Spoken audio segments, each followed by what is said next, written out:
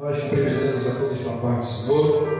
Seja muito bem-vindo a mais uma terça-feira, onde nós aprenderemos um pouco mais da palavra do Senhor. Como os irmãos já sabem, nós estamos estudando esse trimestre um tema da Igreja Eleita, baseado ali na carta de Paulo à Igreja em Éfeso. Hoje é a lição número 9, o mistério da unidade revelada. Eu vou fazer aqui uma oração pedindo a bênção do Senhor, a sua orientação. Enquanto isso, você chama os seus familiares, pega a sua Bíblia, o seu papel, a sua caneta, que hoje nós vamos crescer na graça e no conhecimento do Senhor. Senhor, Deus e Pai, mais uma vez nós levantamos a voz em oração a Ti, te pedindo ao Senhor da glória a sua bênção sobre nossas vidas. Como diz a sua palavra, sem Ti nada podemos fazer.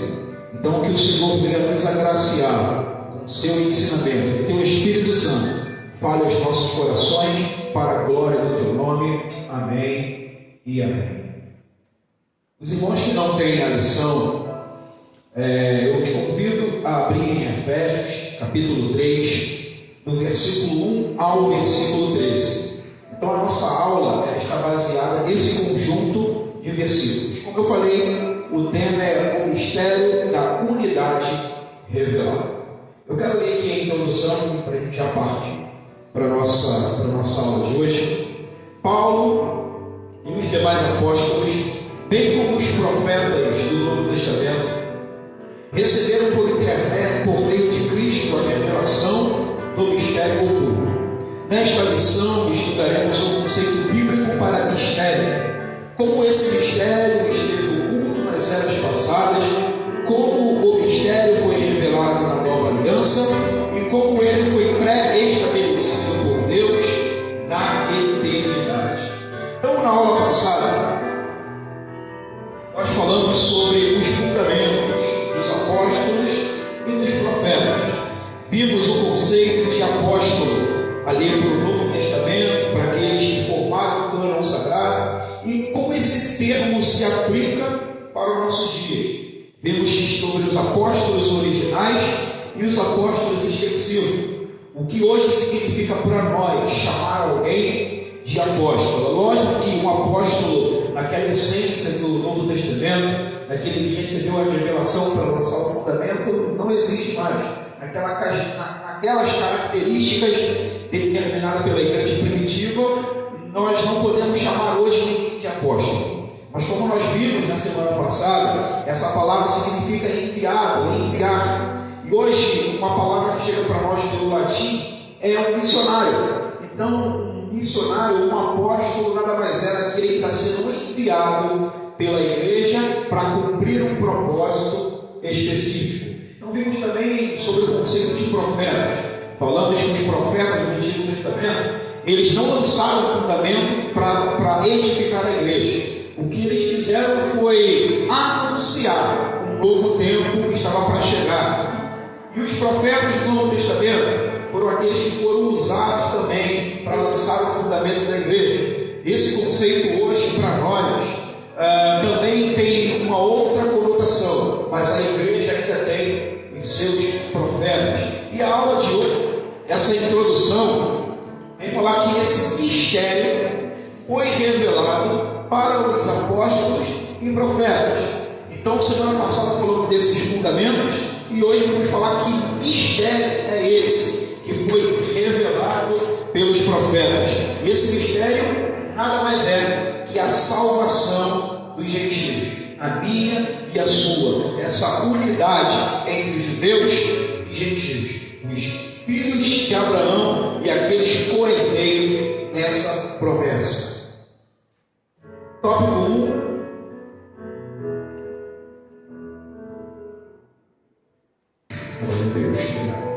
Tópico 1. O mistério oculto no Antigo Testamento.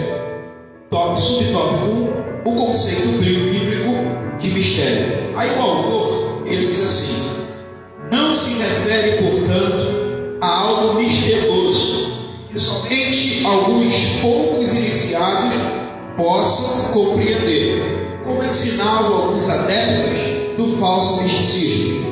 No cristianismo, significa uma verdade que esteve encoberta e que agora foi desvendada em benefício de todos. Então aqui vai trazer o conceito de mistério.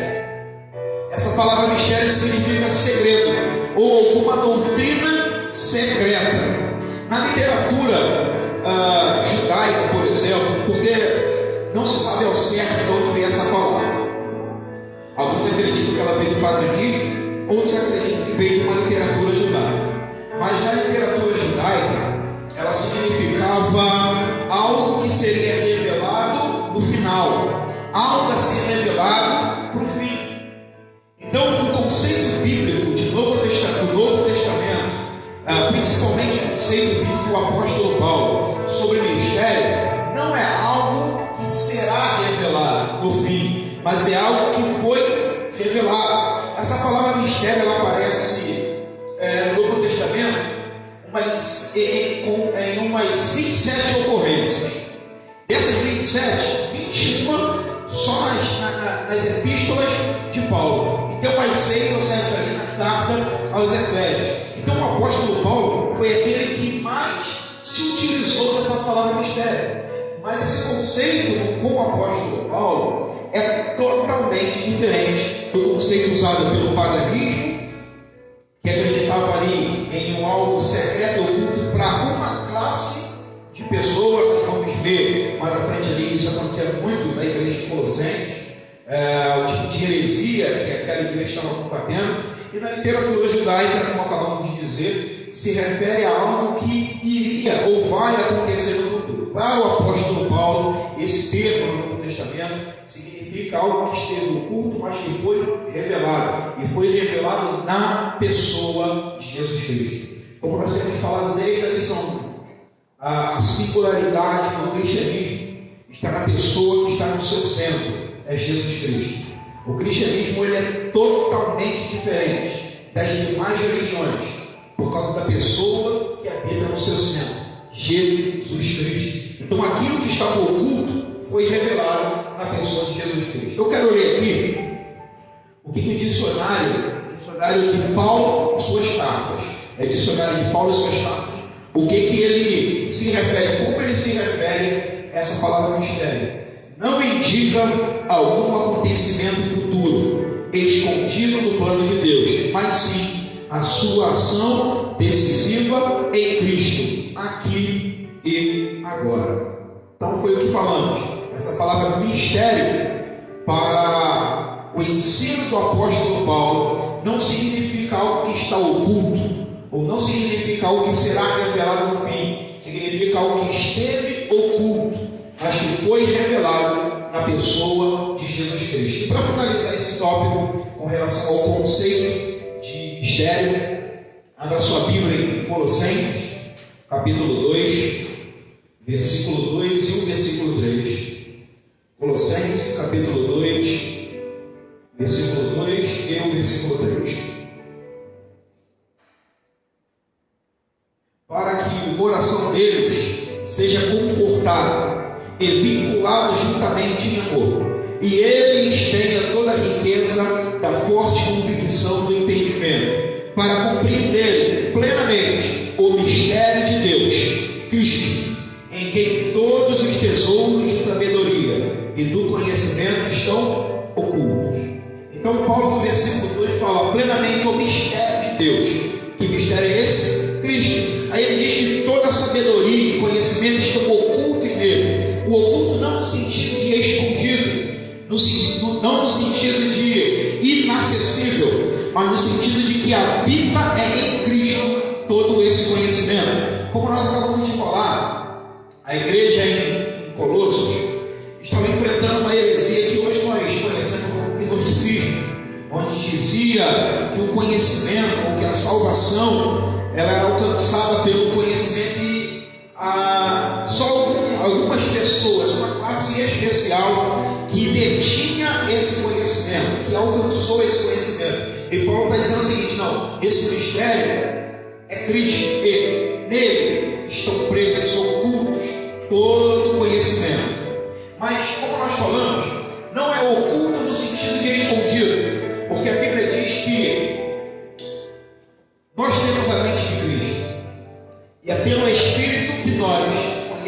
conhecemos a sabedoria de Deus. Então toda a sabedoria desse mistério que agora foi revelado aos gentios habita em Cristo, e nós que temos o Espírito o conhecemos. Então esse é o conceito de mistério para o apóstolo Paulo, da carta do apóstolo Paulo. Tópico 2: o desconhecimento do mistério. O autor diz: para compreender em que sentido o mistério esteve oculto desde outras gerações, é preciso pôr em foco o advérbio como, que parece no texto com valor circunstancial. Noutros séculos não foi manifestado como agora. A expressão como indica que no Antigo Testamento esse mistério não foi dado a conhecer tão claramente como agora. Então esse desconhecimento do mistério significa que para o Antigo Testamento, ou no Antigo Testamento, não significa, melhor dizendo, que ele não foi revelado. Ele havia sido revelado, mas não foi tão claramente a ponto deles compreenderem o plano de Deus de salvação para os gentios. Em Efésios, no capítulo 3, Paulo usa essa expressão, novo século, ou novo tempo, como agora, no sentido, exatamente como acabamos de falar, em tal medida. Ou seja, não foi revelado assim como está sendo nessa medida, como tal medida. O que foi expressado, anunciado por Deus, os profetas do Antigo Testamento, no dia de hoje, Paulo dizendo, está sendo revelado de uma forma mais clara, abrangente, mais nítida. Então, para os profetas do Antigo Testamento, essa mensagem não ficou tão clara como ficou para a nova aliança. Colossenses capítulo 2, versículos 16 e 17. Colossenses capítulo 2, versículos 16 e 17. Ninguém, pois, vos julgue por causa de comida e bebida, ou dia de festa, ou lua nova, ou sábado, porque tudo isso tem sido sombra das coisas que haviam de vir, porém o corpo é de Cristo. Alguns comentaristas sugerem que Paulo está usando até a filosofia de Platão para expressar esse princípio, porque Platão tem uma conhecida história sobre os homens na caverna, que eles só conheciam sombras, e quando eles saem da caverna de corpos, eles voltam dizendo, olha, o que nós conhecemos é por sombra, mas os corpos estão do lado de fora. Então Paulo, para explicar o conceito de Antigo Testamento para o Novo Testamento, ele está dizendo que os princípios utilizados no Antigo Testamento foram sombras, mas o corpo é Cristo. Ou seja, aquilo que é palpável, aquilo que é direto, aquilo que é real, está na pessoa de Jesus Cristo. Então, o Antigo Testamento, os profetas do Antigo Testamento, conheciam o plano de Deus para a salvação dos gentios como sombras. Eles receberam, eles também foram informados por Deus, mas como Paulo está dizendo, tudo isso não passou de sombras, conheciam por partes, mas tudo foi revelado na pessoa de Jesus Cristo. Eu quero ler aqui um outro texto em Colossenses também. Colossenses capítulo 1, versículo 25 ao 27. Colossenses 1, do 25 ao 27, diz assim: da qual me tornei ministro, de acordo com a dispensação da parte de Deus, que me foi confiada a vosso favor, para dar pleno cumprimento à palavra de Deus, o mistério que estivera oculto dos séculos e das gerações, agora, todavia, se manifestou aos santos, aos quais Deus quis dar a conhecer qual seja a riqueza da glória desse mistério entre os gentios, isto é, Cristo em vós, esperança da glória. Então Paulo aqui se alegra e se exalta, porque ele foi feito um ministro, um profeta para o Novo Testamento, para revelar de maneira completa, abrangente, visível, palpável, aquilo que foi oculto nos séculos passados, aquilo que foi oculto aos profetas do Antigo Testamento. Então ele diz que agora foi revelado esse mistério, e esse mistério é Cristo em nós, gentios, que outrora estavam afastados da promessa, sem Deus, sem esperança no mundo, mas em Cristo nós fomos trazidos para a família de Deus. As promessas feitas a Abraão e o seu povo nos alcançou. Hoje podemos ser chamados de co-herdeiros com Cristo. E Paulo termina dizendo: isso é Cristo em vós, a riqueza da glória. Então que possamos nos alegrar como se alegrava o apóstolo Paulo ao entender esse mistério, ao compreender o peso desse mistério. O próprio apóstolo Paulo diz na carta aos Coríntios: se eu prego esse mistério, se eu prego essa graça, se eu prego o evangelho, não tenho que me gloriar, porque sobre mim pesa essa responsabilidade, porque ai de mim se não pregar o evangelho. Então Paulo não tinha isso como um peso, mas como uma alegria. Um profeta, um apóstolo do Novo Testamento, da Nova Aliança, sendo para ele revelado esse mistério que esteve oculto. E o texto que nós lemos aqui em Colossenses diz assim: aos quais Deus quis dar a conhecer. Isso é por graça. Deus quis dar a conhecer. Deus quis descortinar, quis rasgar o véu. Foi propósito pré-estabelecido por Deus se revelar a nós. É como Jesus diz, antes daquele texto, antes do clássico texto de Mateus 11, quando ele diz: vinde a mim, ele está falando para aqueles que estavam, de uma certa forma, não tendo acesso, por causa dos religiosos, não tendo acesso a Deus. E ele fala: Senhor, eu te dou graças, porque tu ocultaste os grandes e revelaste aos pequenos. Esse é o Deus da graça e da misericórdia. Manteve esse mistério oculto, revelando por parte, mas se manifestou para nós, gentios. Tópico 3: o mistério e os profetas da antiga aliança. Eu quero ler aqui esse tópico para a gente entender um pouco melhor. Os escritores do Antigo Testamento não apenas conheciam a respeito das bênçãos prometidas aos gentios, eles fizeram menção delas. O que os profetas não sabiam era como isso aconteceria, como Deus faria algo totalmente novo, que as barreiras raciais e religiosas seriam rompidas por meio de Cristo, que judeus e gentios seriam um só povo, integrantes do mesmo corpo, a igreja, o mistério oculto.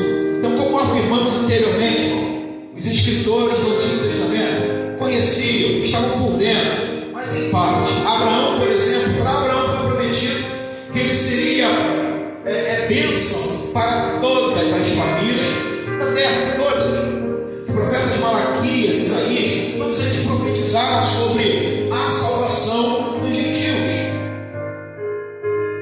Eu quero ler aqui o comentário de Moody a esse respeito. Ele diz assim: o mistério não consistia em que os gentios poderiam ser salvos, mas que seriam ligados aos judeus em um só corpo.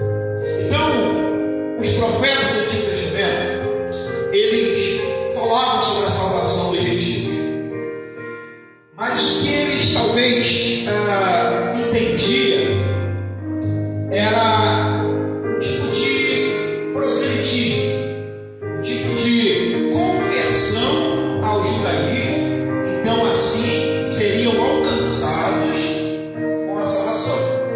O que eles não tinham noção é de que Deus faria algo totalmente novo. Não precisamos das leis mosaicas, não precisamos das leis cerimoniais, como nós aprendemos em aulas passadas.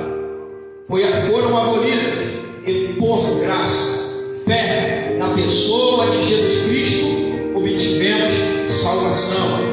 Não é necessário uma conversão ao judaísmo, porque esse legalismo judeu, esse legalismo até mesmo dos profetas do Antigo Testamento, não impediam que eles entendessem essa salvação aos gentios. Quer ver um exemplo, irmão? A carta a Jonas, o livro de Jonas. Jonas, um profeta chamado para pregar juízo a uma nação gentil, uma nação rebelde, muito rebelde.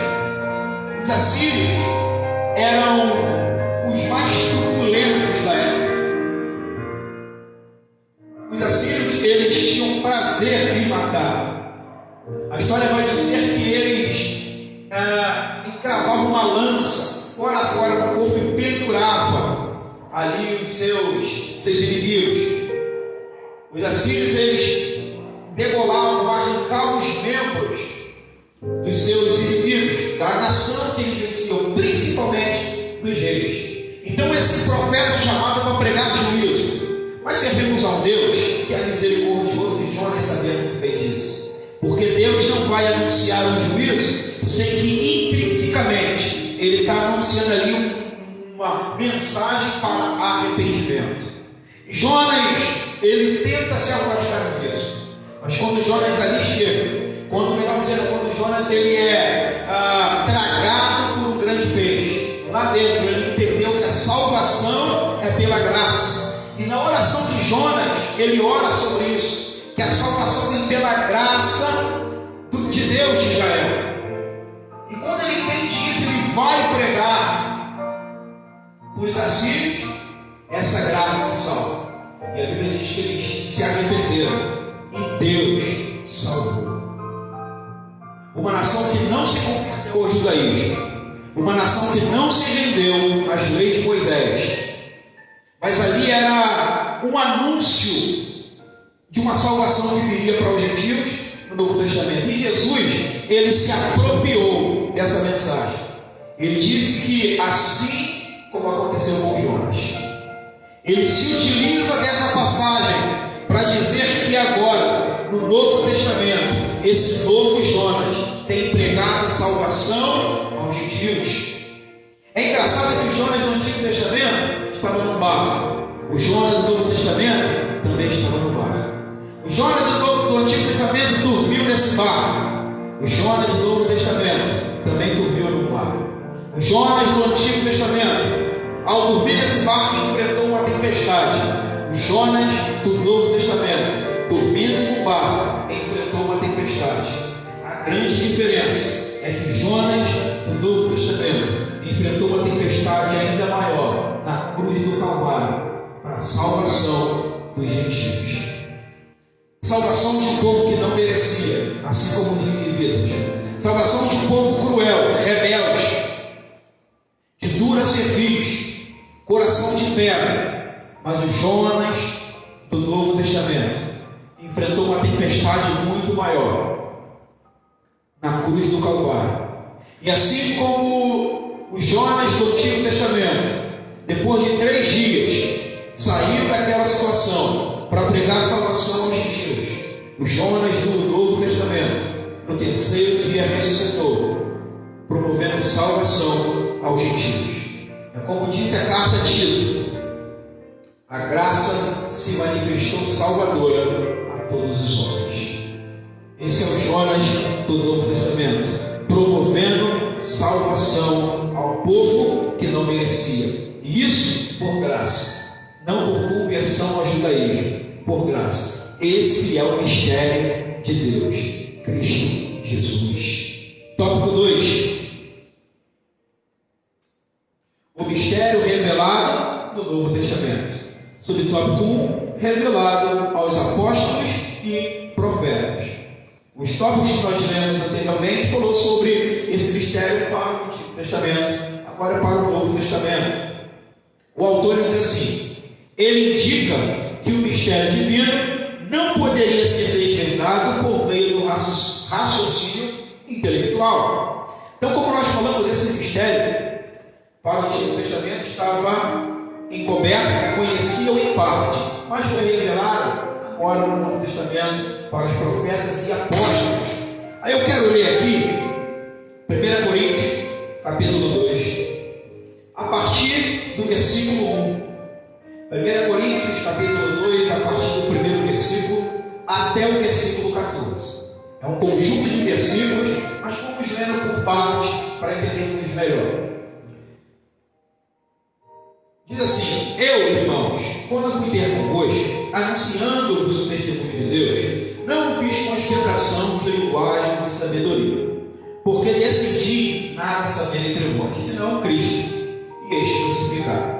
E foi em fraqueza, temor e grande tremor que eu estive entre vós.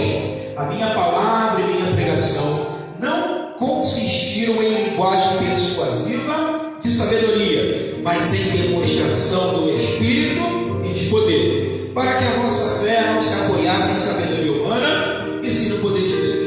Então Paulo está dizendo para um povo acostumado com filosofia, acostumado com o debate, acostumado com a linguagem filosófica, o povo grego, o povo acostumado com o discurso. Paulo está dizendo: tudo que eu ensinei a vocês não foi com linguagem humana, não tirei da minha cabeça, eu não aprendi em bancos acadêmicos, foi revelado nos céus, e essa sabedoria foi em demonstração do Espírito e em poder. Porque se eu prego uma filosofia tirada do livro de história, da minha própria cabeça, a fé de vocês estaria fraca, a fé de vocês seria pela metade, a fé de vocês não estaria presa na rocha, e no primeiro vento tombaria. Então tudo que eu tenho ensinado foi me revelado pelo Espírito. Aí continua, versículo 6: entretanto, expomos sabedoria entre os experimentados, não porém a sabedoria desse século, nem a dos poderosos desta época, que se reduzem a nada, mas falamos a sabedoria de Deus em mistério, outrora oculto, ao qual Deus pré-ordenou desde a eternidade para a nossa glória. Sabedoria essa que nenhum dos poderosos desse século conheceu, porque se a tivesse conhecido, jamais teriam crucificado o Senhor da glória. Então ele está dizendo: olha, o que eu tenho falado dessa sabedoria esteve oculto, é um mistério de Deus, esteve oculto, mas agora foi revelado. E a sabedoria que ele está dizendo é o próprio Cristo, porque nesse mesmo capítulo ele disse: olha, eu não preferi nada saber entre vós a não ser Cristo crucificado. E essa é a sabedoria, esse é o mistério de Deus, que esteve oculto no Antigo Testamento, mas que foi revelado aos profetas, aos apóstolos do Novo Testamento, para assim lançar o fundamento para a igreja. E ele diz: jamais teriam crucificado o Senhor da glória. Ele está dizendo que foi pré-ordenado, e isso é a nossa glória, é o que Paulo diz. Para a nossa glorificação foi revelado. Versículo 9: mas como está escrito, nem olhos viram, nem ouvidos ouviram, jamais penetrou em coração humano o que Deus tem preparado para aqueles que o amam. Geralmente nós lemos esse versículo para falar sobre uma glória futura, sobre aquilo que está por vir a recebermos na glória. Mas como nós falamos mistério para Paulo, as cartas de Paulo não significa algo que será revelado, mas aquilo que foi revelado em Cristo. Então esse versículo está dizendo: aquilo que o olho não viu, o ouvido não ouviu e não penetrou no coração do homem, é aquilo que Deus está preparando para os que o amam. Mas no versículo 10 ele fala assim: mas Deus revelou pelo Espírito.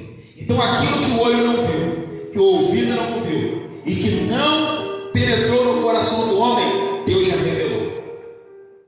Já está revelado em Cristo Jesus. Já está revelado através da pessoa de Cristo Jesus aos apóstolos. Mas Deus não revelou pelo Espírito, porque o Espírito a todas as coisas perscruta, até mesmo as profundezas de Deus. Porque qual dos homens sabe as coisas do homem, senão o seu próprio Espírito que nele está? Assim também as coisas de Deus, ninguém as conhece, senão o Espírito de Deus. Então, aquilo que não ouviu, não penetrou no coração do homem, não se viu, Deus já revelou em Cristo Jesus.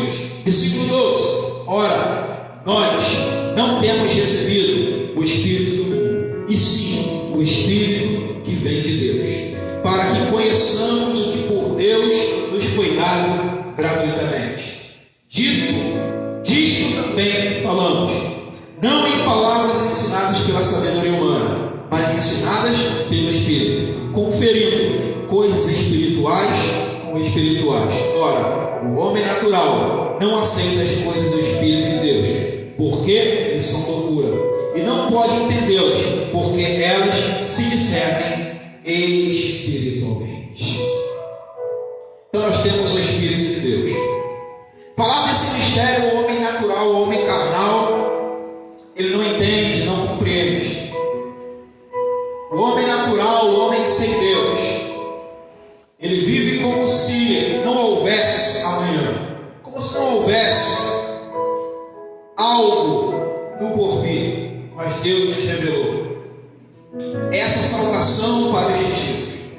Isso estava obscuro, como nós falamos, até mesmo para alguns líderes da igreja, como Pedro, por exemplo, que não compreendia, talvez ainda muito bem, mas que foi revelada a ele naquela visão quando ele vai se encontrar com Cornélio, que é um gentio, que não precisou ser convertido ao judaísmo.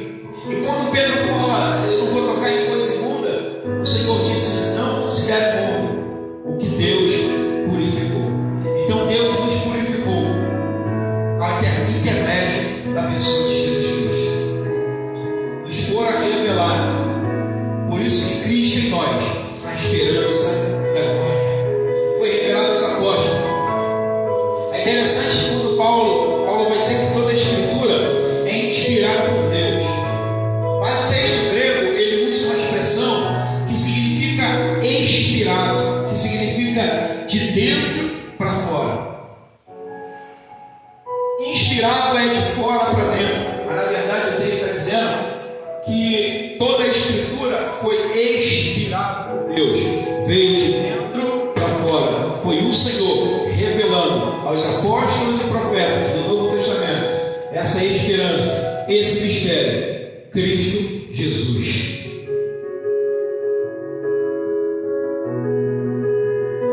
Tópico 2. O mistério oculto revelado. Aí o autor diz assim: em termos gerais, o mistério revelado é a igreja. É a igreja. Porque é essa junção de um novo povo, judeus e gentios, de toda língua, raça, tribo, nação, formando um único povo. Então esse mistério que é Cristo, que foi revelado, ou seja, salvação aos gentios, nada mais é que a igreja do Senhor. O que Paulo vai ensinar é sobre o que nós chamamos de economia da Trindade. O que é a economia da Trindade? É a Trindade trabalhando em prol desse plano de salvação. Deus Pai elaborando, Deus Filho executando, e o Deus Espírito Santo convencendo, formando a igreja, nos preparando para o dia do arrebatamento, de nos encontrarmos com o Senhor nos ares. 2 Coríntios capítulo 5. 2 Coríntios capítulo 5, versículo 18 e 19. Ora, tudo provém de Deus, que nos reconciliou consigo mesmo, por meio de Cristo, e nos deu o ministério da reconciliação, a saber, que Deus estava em Cristo, reconciliando consigo o mundo, não imputando aos homens as suas transgressões, e nos confiou a palavra da reconciliação. Então o Senhor nos reconciliou, e com essa reconciliação formou um novo povo. esse novo povo, esse mesmo ministério da reconciliação. Reconciliar os que estão perdidos, os que estão sem Deus no mundo, os que estão sem esperança, afastados dessa promessa. A nossa missão como igreja é exercer esse ministério da reconciliação. Como nós acabamos de falar sobre o apóstolo Paulo, ai de nós se não pregar o Evangelho. Sobre nós pesa essa responsabilidade de anunciar esse mistério outrora oculto, mas revelado na pessoa de Jesus Cristo. Essa é a nossa missão: anunciar o segundo Adão, pregar a sua morte e ressurreição para a nossa salvação. 1 Timóteo capítulo 3, versículo 15. 1 Timóteo capítulo 3, versículo 15.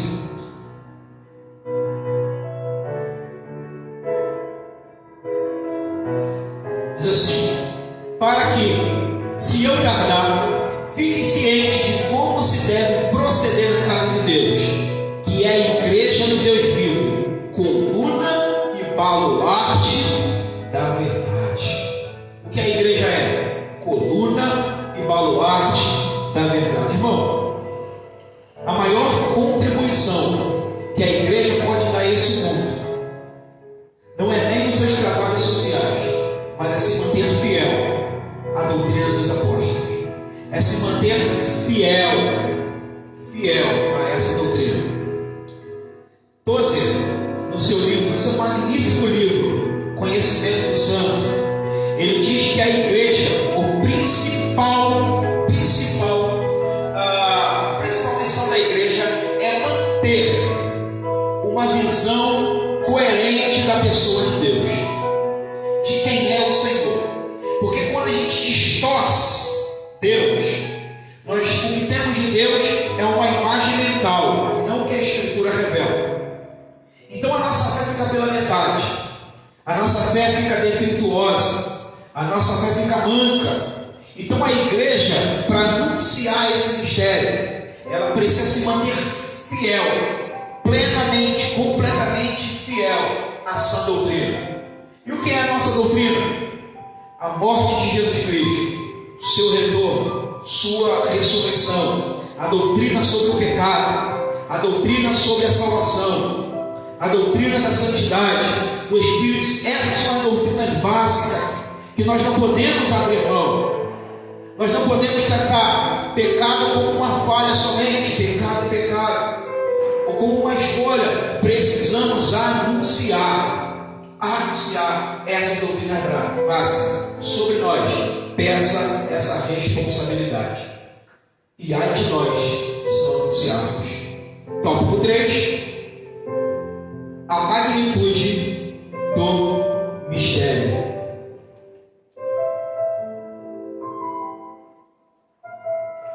Outrora ninguém tinha ventilado a possibilidade da formação de um só povo, sem distinção de pessoas, etnia ou classe social, mas em Cristo, e por meio de Cristo, todos são um e participantes da mesma promessa. O apóstolo Paulo foi mais que falou a esse respeito, como nós falamos. E Paulo se alegrava demais em falar sobre isso. Eu quero ler aqui um comentário de Bacon.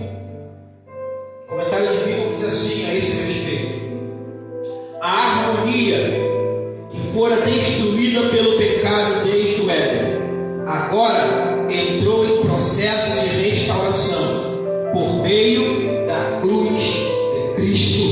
Glória a Deus. Como nós temos falado, como acabamos de ler, por Cristo, por meio de Cristo e para Cristo. A nossa singularidade é a pessoa de Jesus Cristo. Então essa harmonia só pode ser feita. Aquilo que foi destruído lá no Éden foi reconstruído, restaurado na cruz do Calvário. John Stott, ao comentar a carta aos Efésios, ele diz assim: no tempo presente, Cristo já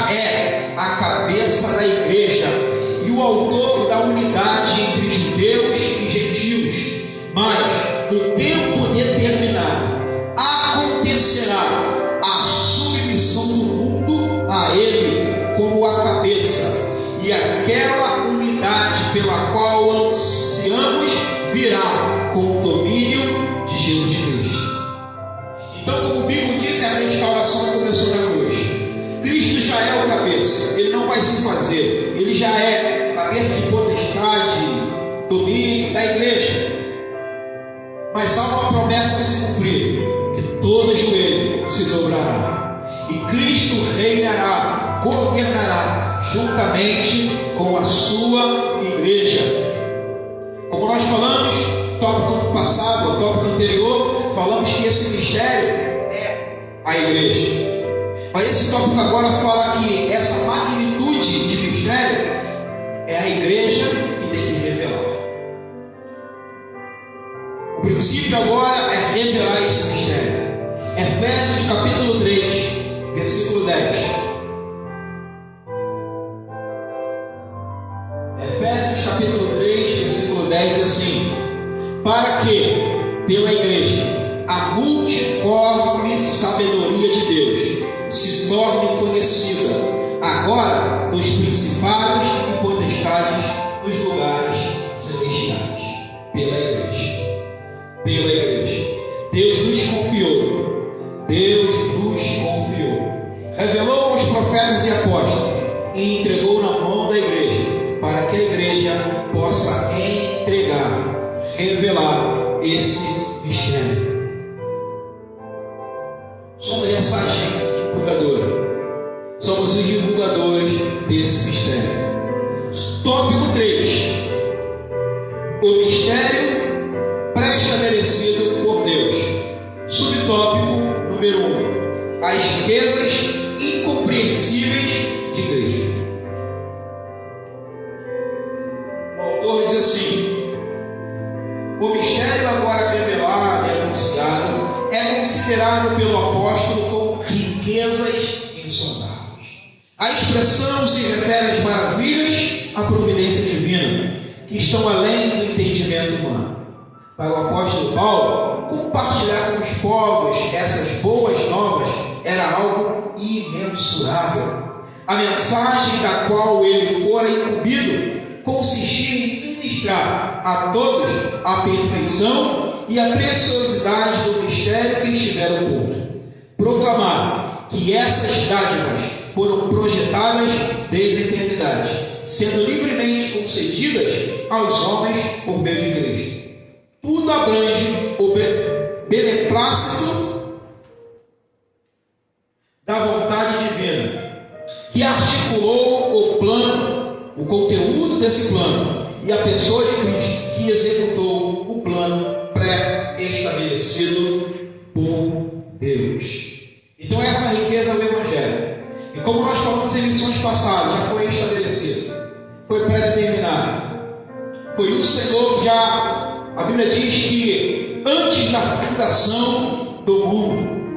Então, para os apóstolos dos gentios, para o apóstolo dos gentios, compartilhar esse mistério foi algo imensurável, foi algo rico.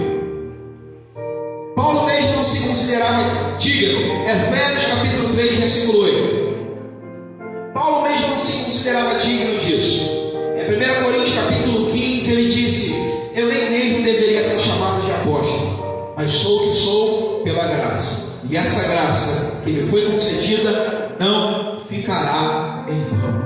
Efésios capítulo 3, versículo 8. A mim, o menor de todos os santos, me foi dada esta graça de pregar aos gentios o evangelho das insondáveis riquezas de Cristo. Glória a Deus. Assim como Paulo se sentiu pequeno, o apóstolo Paulo se sentiu indigno de pregar essa insondável riqueza. Imagine nós que fomos alcançados por esse mistério, e o Senhor nos confiou esse ministério da reconciliação, que possamos ter um coração reverente, humilde e grato, como o do apóstolo Paulo. E para a gente finalizar, subtópicos 2 e o 3. O 2 diz: o eterno propósito em Cristo. O 3: o plano divinamente pré-estabelecido. E eu quero ler aqui 1 Pedro 1, versículo 20. 1 Pedro, capítulo 1, versículo 20.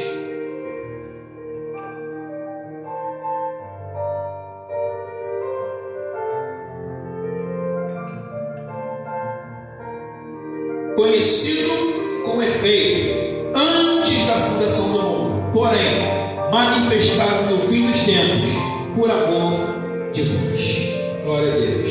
Tudo isso por amor de nós, por amor a mim, por amor a você. Como nós falamos em aulas passadas, quando Deus sugeriu que Abraão oferecesse em sacrifício por amor a Deus o seu único filho, o Senhor termina dizendo: agora eu sei que tu me amas, porque não me negaste o teu único filho. E na cruz do Calvário, num outro monte, um outro pai oferece o seu único filho. Deus Pai oferecendo o seu único filho. Assim como Deus falou para Abraão: agora eu sei que tu me amas, porque não me negaste o teu único filho. Nós podemos olhar para o céu e dizer: agora eu sei que tu me amas, porque não me negaste o teu único filho. Jesus Cristo, o mistério de Deus, que foi revelado a nós. Então que possamos ter um coração grato. Porque, irmão, salvação não depende de nada que possamos fazer. Somos salvos pela graça. O mistério que estiver oculto foi revelado, que é Cristo, salvação dos gentios, a igreja do Senhor, e está sobre a igreja a anunciar essa dádiva. Sabemos que Deus nos ama, porque não nos negaste o seu único filho. Glória a Deus. Feche seus olhos, que nós vamos orar. Uma oração de gratidão a Deus por tamanha salvação. Oração de gratidão por nos trazer de volta. Trazer de volta no sentido de, o salmista vai dizer: reacenda em nós a alegria da salvação. Trazer de volta nesse sentido, porque às vezes nos esquecemos de tão grande salvação que recebemos. E por graça, não estávamos condenados ao inferno, mas por graça e amor e misericórdia fomos alcançados pela graça. Feche seus olhos. Senhor Deus e Pai, Pai do nosso Senhor e Salvador Jesus Cristo, mais uma vez nós oramos a Ti, mas agora é para Te agradecer por tamanha salvação. Obrigado, Senhor, por essa misericórdia, pelo Teu amor, pela Tua graça. Nós não merecíamos, aliás, nós não merecemos, mas como disse o apóstolo Paulo, somos o que somos pela graça. Senhor, que possamos entender isso, e que essa graça em nós não seja em vão. Não nos envergonharemos do Evangelho, porque a salvação, tanto para os de Deus, como para nós, gentios. Te agradecemos, Senhor. Obrigado pela salvação das nossas almas, pelo perdão dos nossos pecados, pela santificação pelo Teu sangue e a glorificação que virá quando o Senhor buscar a sua igreja. Te agradecemos. Nos dê uma noite abençoada, que possamos dormir em paz, acordar em paz, crendo que somos salvos para a Tua